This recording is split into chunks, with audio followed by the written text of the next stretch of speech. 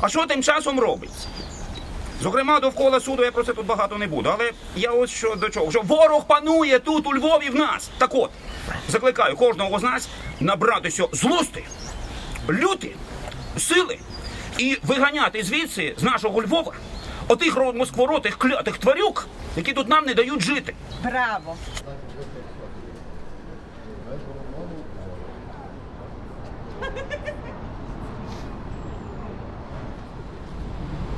Волю Вячеславу Зінченко. Волю Вячеславу Зінченко. Волю! Політв'язню!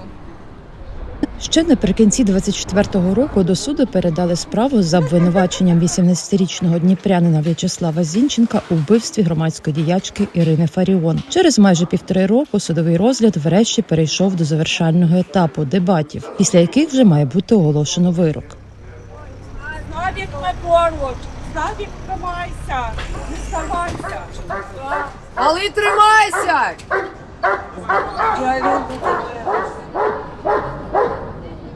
Варто нагадати, одразу після затримання у липні 24-го року Зінченко не заперечував своєї вини. Ви скоювали якісь вбивство? Буде видно, подивимось. Ви винні в цьому? Подивимось. Проте вже у судовій залі після спілкування з приватним адвокатом він заявив про свою невинуватість, але досі не навів переконливих аргументів проти доказів слідства, та і покази в суді під різними приводами надавати відмовляється.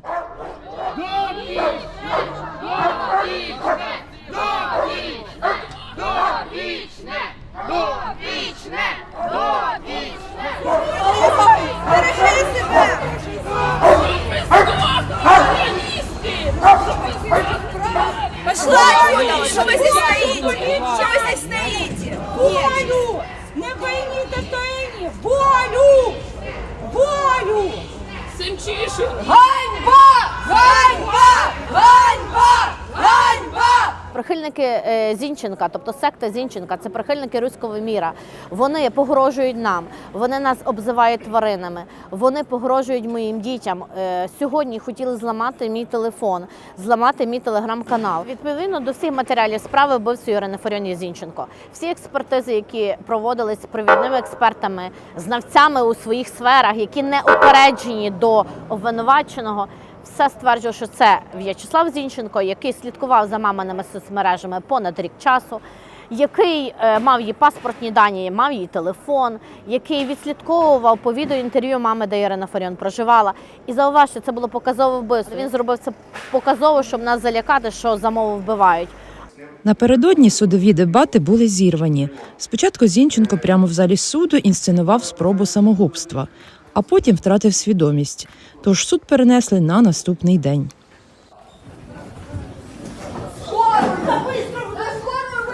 Що такое? Нема доказів.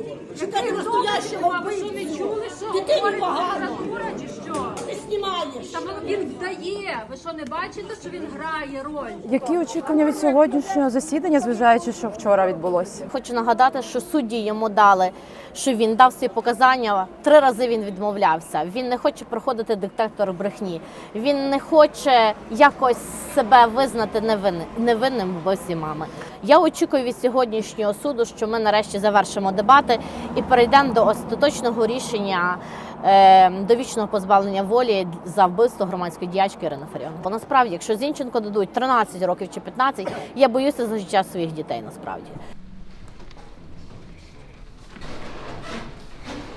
Прямо зараз закінчити голодування, але я дуже прошу перенести з того засідання, бо я вже не витримую, мене вже всі наушники. Обідня перерва в нас за 40 хвилин до обідньої перерви, в подальшому розглянемо вирішення дане питання.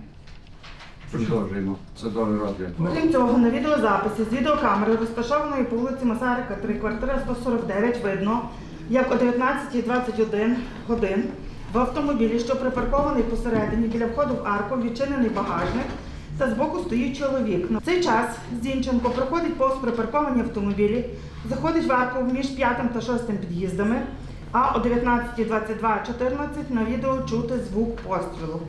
О 19:22:58 Зінченко Вячеслав Федорович в кольоровому маскувальному одязі біжить та зафіксований камерою по вулиці Варшавська, 22 до Тунельної. 19:30 зафіксовано його рух по вулиці Ланова, 14Г, в сторону лісового масиву. День вбивства в п'ятницю біля 19:15, 19:20 годин, 19.07.2024 року свідок проходилася вуличкою повз будинок. В цей час Ірина Фаріон вийшла з 6-го під'їзду з валізою, стояла між автомобілями сусідів, чекала машину. Обійшовши Ірину Фаріон, вона побачила, що хлопець сидів у садочку на лавочці, встав, пішов в арку, побув там 1-2 хвилини, повернувся, знову сів, дістав з сумки 2 рукавички і одягнув. Свідок розвернулася і пішла в зворотньому напрямку. Знову обійшовши Ірину Фаріон і прийшовши 3 метри, вона почула постріл. Схожий, як вибух, схожий на звук петарди. Обернувшись, вона побачила, що Ірина Фаріон впала, а хлопець, який попередньо сидів у садочку, втікає в арку між 5-м та 6-м під'їздом на вулицю Варшавську. Допитаний в судовому засіданні свідок Блунов Василь Ігорович в той момент повернувся та побачив, як хлопець із лавки з місця звуку побіг в арку між 6-м та 5-м під'їздом. Відповідно, вказані показання свідків підтверджуються відеозаписами, дослідженими в ході судового розгляду. Також в ході судового засідання з додержанням вимог щодо нерозсекречення особи допитано свідка, який повідомив, що вигулюючи собаку в лісовому масиві неподалік будинку номер 25 по вулиці Малоголосківській, зустрів хлопця, який був одягнутий вище зазначений мною одяг, але був без окулярів та верхнього та панами. Після того, як він дізнався, що було вбита Ірина Фаріон, в засобах масової інформації побачив чоловіка, якого затримали правоохоронні органи, він зрозумів, що саме цього хлопця він бачив у лісовому масиві. Отже, наведеними доказами підтверджується факт перебування Зінченка в період з 10 по 19 липня 2024 року на місці вбивства, саме на тій лавці та дерев'яному стільці номер 1, які розташовані між 5-м та 6-м під'їздом, між деревами. Я хочу вийти з голодування. Прошу через це відкласти справу і Перерва оголошується. Лікар, будь ласка, огляньте обвинувачення, чи є потреба викликати швидку, і ми зараз... Цирк одного актора затягування судового процесу. Йому знову погано. Так, йому знову зле. Йому по життю зле. Він буде сидіти довічно.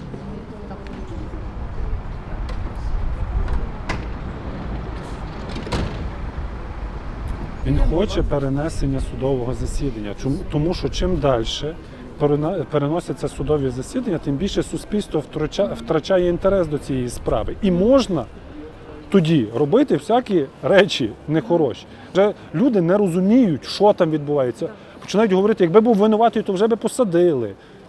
Це вже десь, я не знаю, більше 60 засідань. І от такі речі відбуваються постійно. А відтягнути вони ж хочуть дуже просто, тому що зараз є та стадія суду, де треба йому публічно давати відповідь на прості питання. Наприклад, що ти робив в Львові? Одяг оцей специфічний, він ж його купляв, є відео, і пересилав сам собі до Львова. Це все треба якось пояснювати. В принципі, треба дати відповідь на просте питання, що хлопець з Дніпра робив під під'їздом Фаріон.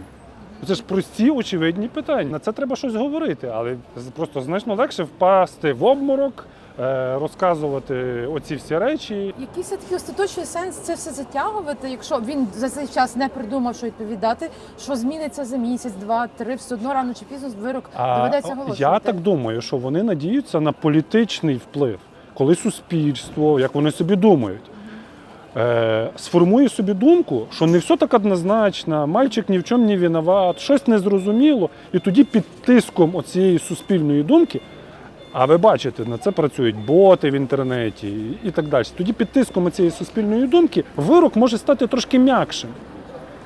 І не буде пожиттєвим, а буде чуть-чуть меншим. Я думаю, що в них така стратегія. Звідки в бідного хлопця з'явились найдорожчі адвокати, група підтримки, яка їздить з Дніпра. Обвинувачений, що після судового засідання обвинувачений звернувся до суду з клопотанням про те, що він бажає припинити голодування. Його оглянули лікарі та викликана швидка допомога, лікарі швидкої допомоги. Враховуючи те, що дійсно, якщо є бажання вихід з голодування, для цього потрібно Принаймні доба для того, щоб людина вийшла, можливо, потрібно нагляд лікаря. Тому в судовому засіданні сьогодні оголошується перерва до завтра, 24 квітня, 10:30. Знову все переноситься, тому що виходить людина з голодування. Все окей, хай краще себе почуває за день. Як ти сприймаєш це? Я думаю, за день це нічого не зміниться. І знову вони щось придумають, що відтягнути судові дебати. Тобто, Це таке акторська майстерність їхня, тобто, що відтягнути вирок. Це було придумано виходити з голодування, просити на задоволення. Я вважаю, що так. Це було продумано, так само, як було продумано вчора зумлівати і говорити, що він бідний нещасний.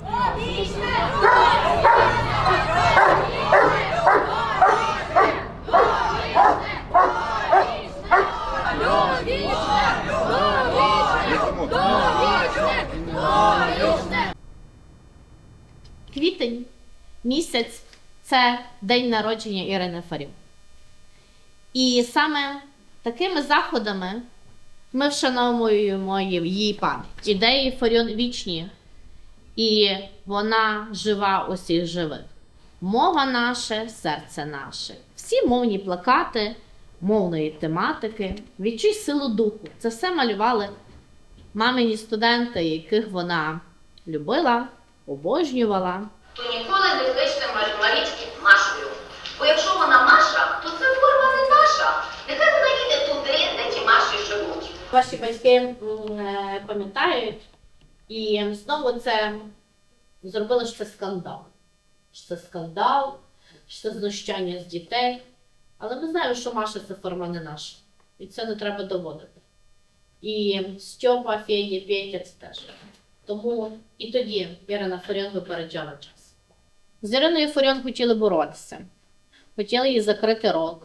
Хотіли її зламати психологічно. Їй погрожували. Але вона йшла вперто. І завжди всі суди, які відкривали проти неї за захист української мови, Ірина Фаріон вигравала. 19 липня я з мамою переписувалася. 19:12, я це пам'ятаю, мені мама написала, що вона викликала таксі. Ну і 19:22 чи 26, я зараз можу забути, відбувся постріл на вулиці Масарика. Шансів на життя там не було. Вона би до свого звичного життя ніколи не повернулася. Це був постріл зроблений так, що її було вбити на місці. Тому що інакше Ірині Фаріон не можна було закрити рот. Її можна було лише вбити. Ми в квітні вирішили до дня народження мами відновити проект оцей «Життя заради України» Ірини Фаріон. І до дня маминого день народження зробити ось такі подарунки, ну просто слово про Ірину Фаріон. Тобто це вже 4-та школа у Львові і плануємо продовжувати так і до літа. Бо на молоді насправді формується все суспільство. І ми бачимо, що багато хто не знає Ірину Фаріон. Бо вони були зовсім маленькими, коли вона починала свій шлях. І зараз говорити про неї – це дуже цінно. Звичайно, що треба говорити про судові засідання обережно, бо це діти, але про її науковий доробок, про її досягнення як мовознавця, і перше як науковця, і як політика – це дуже цінно. Діти, вони можуть мені ставити будь-які запитання, і на всі питання я відповім. І навіть були в минулих школах питання, а як вона була трохи радикальна і чому вона так виступала за українську мову. Я кажу, це для когось вона була радикальна, а для мене, нашої родини, вона такою не була. І її радикально зробили ті засоби масової інформації, яким було це вигідно. Вже понад 60 засідань. По всіх матеріалах справи вбивцею Ірини Фаріон є В'ячеслав Зінченко. Портретна експертиза підтвердила, що все це В'ячеслав Зінченко. Тут він панама, окуляри і так далі. Це все він замовляв в різних містах на своє ім'я і на свою адресу. Чому він робив 8 тисяч скріншотів вулиці Масарика, Варшавської, Львівської політехніки, тих місць, де ходила мама? Чому В'ячеслав Зінченко збрехав своєму другові, коли той попросив його піти грати у футбол, той сказав, що він зараз в Тернополі. А насправді В'ячеслав Зінченко перебував у Львові. Нотатки Зінченка. Він мав нік параноїк, і так він переписувався у своїх телеграм-каналах. В'ячеслав Зінченко у своїх нотатках писав, що Ірина Фаріон не розколювала суспільство, і тут є цитата російською мовою, що він «И тихо улыбался, точил нож, после чего сделал то, что хотели мільйони». Так він вважав. В камері Зінченко зізнався своєму співкамернику, що вбив Ірину Фаріон. Звичайно, що в суді він цього не визнає. В суді він оголошує голодування. В суді він каже, що він хоче повіситися. І потім відповідає журналістам, що він з цього робить велике шоу. І насправді сьогодні шоу буде продовжуватись, тому що сьогодні судове засідання о 10:30. Суд здається на 10:30, а зараз 11:20.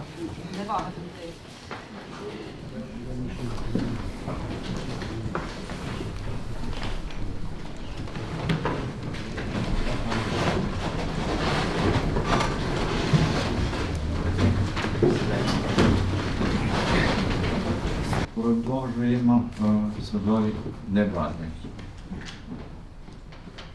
Ви Шановний суд, і я би попросив, щоб сторона звинувачення заново зачитала спочатку свої дебати, бо я позавчора банально не сприймав інформацію через людину. Розуміємо. Продовжуємо.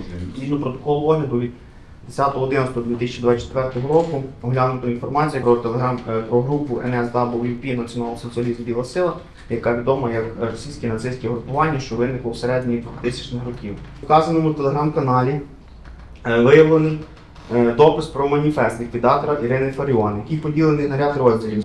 З цього дня починається Біла революція. Я беру на себе відповідальність за ліквідацію ворога України, расової зрадниці Ірини Фаріон. Ми доберемося до ворогів українців і всієї раси в цілому. Слава перемозі! Вказана група зазначає про те, що якщо люди білої раси виступають за якісь конфлікти всередині цієї білої раси, то тоді вони є для них ворогами. Якщо, для прикладу, Ірина Фаріон чи хтось інший вносить конфлікт всередині білої раси, то вони також стають їх ворогами. Вбивство Фаріон автор мотивує тим, що вона розпалює ненависть за мовною ознакою всередині українського суспільства. При огляді месенджера Telegram виявлено нотатки в Телеграмі наступного змісту. Поки всі влаштовують мітинги і пишуть філологічний фронт, нецензурна лексика, геть з політеху, а потім мирно розходяться, я тихо посміхаючись точив ніж, після чого зробив те, чого хотіли мільйони. Я санітар цього суспільства, все з особистої неприязні, не може бути ніякого розкаяння. Також в нотатках в Телеграмі Зінченка збережені персональні дані Ірини Фаріон, а саме прізвище по батькові, дата народження, країна, місце проживання та встановлено її мобільні номера телефонів.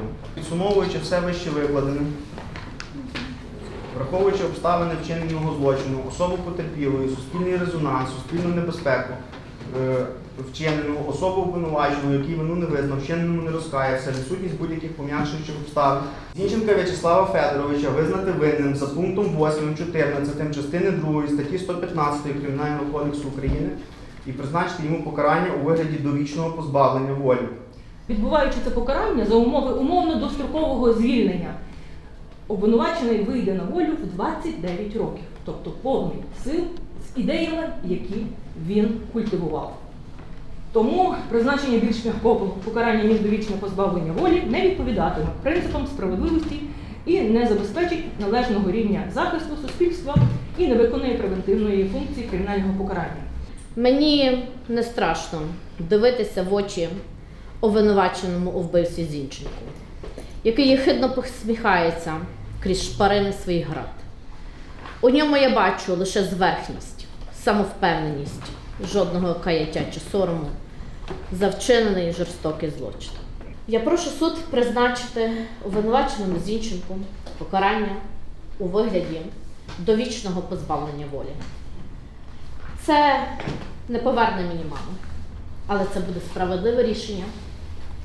І це буде відповідь держави на цей жорстокий, детально спланований злочин проти безневинної жінки, яка просто любила Україну та мову, подаровану Богом. Судові дебати продовжуємо. Слово в судових дебатах надається. Мого сина, ви адвокат. Почекайте, будь ласка, не перебивайте головуючого. Є інформація Зінченко. Також я відмовляюсь своїх захисників свого виробника і прошу долучити нового захисника Валерія, оскільки мені через матір було запропоновано змінити правову позицію. Отже, стадія дебатів, перерва в судовому засіданні до 1 травня.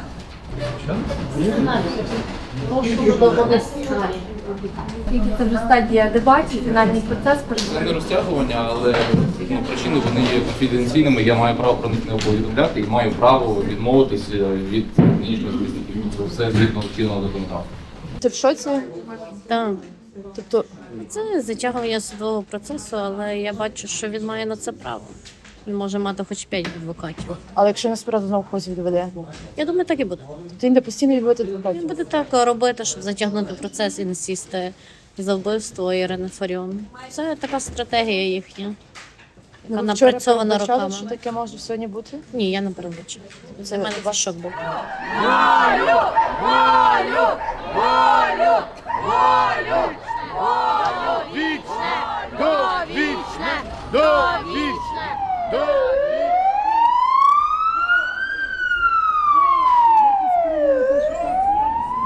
Ну, то вони щасливі, бо це сьогодні їхня маленька перемога. Але насправді ми розуміємо, що це шоу.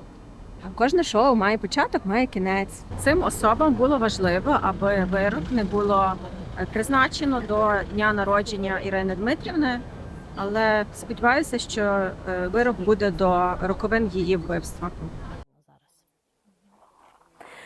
Також тут є листівочка. То хто залишив? О! З днем народження, Ірина Дмитрівна, ми вас любимо. Від Анни та Інеси. Бачите, там пише «Бажаю вам сили волі, а якщо вас дістають, то треба вище літати». Тому ця цитата водночас відгукується з моєю. Тут, бачиш, цитата «Мова – це зброя». Коли був похорон мами, прощання, ця цитата завжди звучала. А це фотографія, де мама біля садиби роду Бандери. На могилі завжди дуже багато квітів і залишають листи, і дякують мамі. І насправді це дуже цінно. Листи, вірші, і, до речі, там є скринька. Ну, я це зробила як скринька. Я зараз тобі покажу. Так, там не є багато. Так. Там не є багато, але я деякі забрала до хати, що вони не зникли. Я люблю вас, дякую за життя. Мар'яна. Кращому наставнику та провіднику світла. Це люди все прям скриньки залишають. Так, залишають. І в мене ще вдома є листи, і вірші. Це теж дуже цінно. Любимо вас сильно, пресильно, дорога Ірина Дмитрівна. Дякуємо вам. Також до дня народження Шевченка залишили на могилі мами кобзар маленький, дитячий. І теж підписали, залишають шеврони. Цей рушник хтось приніс, і насправді це символ нації. І дуже цінно, що тут є рушник, і от тут є синьо-жовтий прапор, який ще вже 2 роки тому зав'язав мій Василь. Так, і він тримає маму. Христос воскрес із мертвих, смертю смерть подолав, і тим, що в гробах живець, слава Отцю і Сину, і Дякую тобі, мамо, за те, що ти дала мені життя. Я дякую тобі, мамо, за виховання. Я дякую тобі, мамо, за гідність. Зараз вона на небі оберігає нас, дає силу творити і дає силу боротися за справедливе покарання для вбивці. А що тим часом робиться? Зокрема, довкола суду я про це тут багато не буду, але я ось що до чого. Що ворог панує тут, у Львові, в нас. Так от, закликаю кожного з нас набратися злости, люти, сили і виганяти звідси, з нашого Львова, отих москворотих клятих тварюк, які тут нам не дають жити. Браво! Пані Ірина нам казали, щоб ми зло не толерували і ніде з ним компромісів не шукали. Я не втомлююсь закликати людей, щоб вони приходили до суду. Тому що, на жаль, згасає суспільна увага до цього. А мені б хотілося, щоб люди приходили в такій кількості, чисельності, щоб була перекрита дорога, щоб нас було більше, ніж Дніпропетровських, і щоб восторжествувала правда, щоб люди знаходили час, звільнялися з роботи, приходили до суду. Я закликаю, де тільки можу. Ну це є надважливо. Це є просто надважливо, тому що це наша помста за Ірину Фаріон, і ця пам'ять про неї не повинна згаснути. Це є надважливо. Мамині побратими всі воюють. Вони не можуть приїжджати на судові засідання, але вони завжди дзвонять і підтримують. Тому я вдячна тим, хто приходить на суд і хто не приходить, але постійно висвітлює судові засідання. Післязавтра наступне судове засідання. От що ти очікуєш? Післязавтра моє Еве день народження, 1 травня, їй 9 років, я знову проведу в суді. Ну, що я очікую? Я нічого вже не очікую, бо останнє судове засідання показало, що від Зінченка, від його шоу очікувати можливо лише брехню. Але побачимо, що буде. Прийде новий адвокат, звичайно, що новий адвокат буде розглядати цю справу, і це буде довгий процес. Але він точно сяде до вічного. А ми тії московські кайдани розірвемо, а ми нашу славну Україну гей-гей розвеселимо. А ми тії московські кайдани розірвемо.